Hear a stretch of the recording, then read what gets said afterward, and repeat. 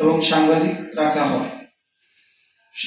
সমবায় কোনো সেনাবাহিনী এবং থানার প্রশাসন এবং সাংবাদিক রাখে না। আমি নিজ উদ্যোগে যদিও সেনাবাহিনীর কাছে যে এগুলো পৌঁছে দিয়ে আসছি, পরে সেনাবাহিনী গিয়া সেনাবাহিনী দল টিম আমাকে মার্কেটের সামনে নামাই দিয়েছেন। নামাই দেওয়ার পরে আমরা যখন ওখানে গিয়েছি, যাওয়ার পরে ওখানে যখন তদন্ত টিম আসছেন এবং সাংবাদিক দুজন সাংবাদিক আমি নিজের থেকে রেখেছি, তারাও পরবর্তীতে ছিলেন কিছু সময়। পরবর্তীতে যখন দুজন টিম আসছে তদন্ত করতেছে, ওইখানে উপস্থিত পরিস্থিতিতে যে অবস্থা হয়েছে, মকবুল সাহেব ওইখান থেকে সেনাবাহিনী যখন আসছে, মকবুল হোসেন সর্দার উনি ওইখান থেকে চলে গেছে। আমরা যাওয়ার আগে যাকে শুনছি উনি সেনাবাহিনী আসতেছে, উনি ওখান থেকে সরে গেছে। পরবর্তীতে উনি আমাকে ওখানে এবং আমার ওয়াইফকে আমাদেরকে ওখানে বহিরাগত দুষ্কৃতিকারী লোকজন এবং সশস্ত্র অস্ত্র সহ অনেক লোকজন ওখানে অফিসে রাখে। রাখার পরে পরবর্তীতে ওইখানে এমন পরিস্থিতি করেন যে ওই পরিস্থিতিতে আমার ওয়াইফ যে তাদের দুর্নীতির বিরুদ্ধে অভিযোগ করছে, ওই অভিযোগ উঠে না নিলে তাদের পাশ থেকে অস্ত্র ঠিকই রাখছে। ওইখানে সাংবাদিক যারা দুজন ছিলেন ওনাদেরকে আর ভিতরে ঢুকতে দেয়নি। ভিতরে ওনারা অনেক অস্ত্র সহ লোকজন ভিতরে জিম্মি করে রাখছে। এমন অবস্থা যদি আমার ওয়াইফ তাদের কথা মতো ওই অভিযোগ, আমার ওয়াইফের যে অভিযোগ করছে তাদের দুর্নীতি এবং মার্কেটের অনিয়মিত যদি না কিছু না বলে, তাহলে আমাকে বলা হয়েছে যে ওখানে আমাকে মেরে ফেলবে। পরিস্থিতি বিবেচনা আমার ওয়াইফ বললো যে ঠিক আছে, পরিস্থিতি বিবেচনায় আমার ওয়াইফ বললো যে ঠিক আছে, আমরা এখান থেকে এই অভিযোগ কিছুটা লিখে দিয়ে যদি জীবন ফিরে পাওয়া যায়। কিন্তু আমার ওয়াইফ ওটা লিখে দেওয়ার পরও আমাদেরকে 5টা পর্যন্ত জিমিয়ে রেখে আমাকে অনেক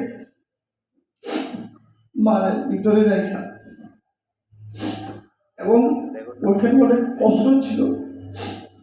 মায়েরা আমার কাছ থেকে আমার দোকান লিখে দেওয়ার জন্য এবং আমি সম্পাদক থেকে পদত্যাগ করছি এবং এগুলা লিখে নেওয়ার জন্য জোরপূর্বক চেষ্টা করি। কিন্তু এই পরিস্থিতি যখন সমবায় কর্মকর্তারা দেখতে পান,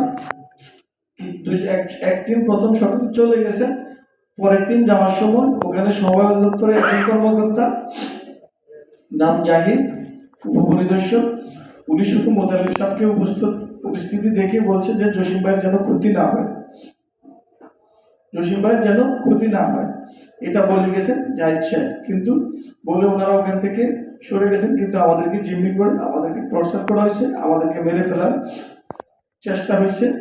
পরবর্তীতে আমাদেরকে প্রচুর মারছে।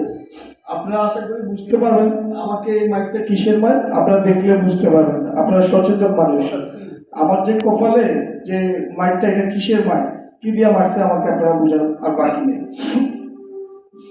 আচ্ছা, বাংলাদেশ সরকারের কাছে আরেকটা বিষয় যে গাজুল আজম মার্কেটের অনিয়মগুলো আমি আপনাদের সামনে তুলে ধরছি।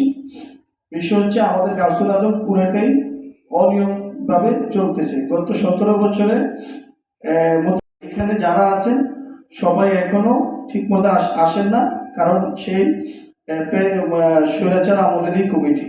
এখানে কোনো নতুন কমিটি হয় নাই, নতুন নির্বাচন হয় নাই।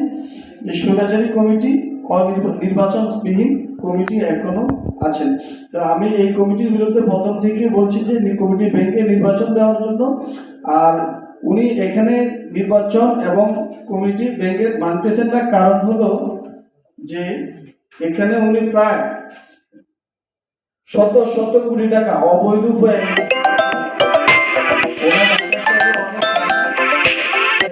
অনেক, চাঁদপুরে ওনার অনেক বাড়ি, নিকুঞ্জতে অনেক বাড়ি, উনি 8 লাখ 10 লাখ টাকা করে এই মার্কেট থেকে নেয়। এবং কি উনি নিয়ে এগুলোতে উনি শত শত কোটি টাকা এখান থেকে উপার্জন করছে। আমি জানি না, আমি দুদক এটার জন্য অভিযোগ দিয়েছি, দুদক এই পর্যন্ত এটা নিয়ে কোনো রকম কোনো ব্যবস্থা নেয়নি।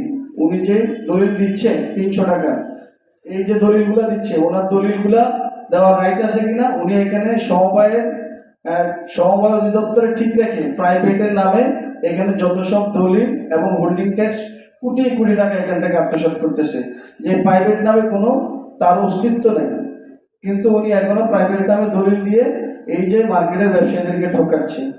এই আমি এ বলে আপনারা জাতির বিবেক, আমি চাই এটা সুষ্ঠু তদন্ত এবং সমবায়ে এটা যেন অতি দ্রুত এই অবৈধ কমিটি বিলুপ্ত করে একটি নির্বাচনী কমিটি ঘোষণা করে। আমি বারবার এই মার্কেটে এই 5 আগস্টের পর থেকে 4বার তদন্ত টিম আসে, একবারও এ পর্যন্ত কোনো কমিটি ভাঙে নেই, কারণ ওনার কাছে প্রচুর সম্পদ টাকা আছে, উনি টাকা দিয়ে সবকিছু ম্যানেজ করে। আসসালামু আলাইকুম।